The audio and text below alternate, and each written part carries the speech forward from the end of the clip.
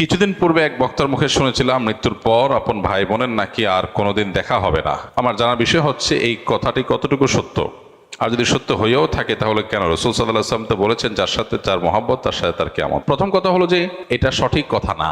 যদি কোনো বক্তা বলেও থাকেন যে মানুষ মারা যাওয়ার পরে তার ভাই বোনের সাথে দেখা আর কোনোদিন হবে না, এটা সঠিক কথা না।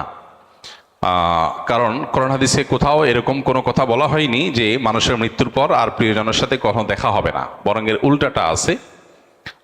আল্লাহ রাব্বুল আলামিন কোরআনে হাকিমের মধ্যে ইরশাদ করেছেন, যে ব্যক্তি ঈমান এনেছে এবং ওয়াত্তাবাআতহুম যুররিয়াতুহুম, তার পরবর্তী বংশধর যাদেরকে সে রেখে গেছে পৃথিবীতে, তারা যদি তার অনুসরণ করে, অর্থাৎ তার ঈমান আমলের অনুসরণ করে, তাহলে আল্লাহ তাআলা বলেছেন যে তাদেরকে তাদের সাথে আল্লাহ তাআলা ইলহাক করে দিবেন, সংযুক্ত করে দিবেন। কিছুদিন পূর্বে এক বক্তার মুখে শুনেছিলাম মৃত্যুর পর আপন ভাই বোনের নাকি আর কোনোদিন দেখা হবে না। আমার জানার বিষয় হচ্ছে এই কথাটি কতটুকু সত্য,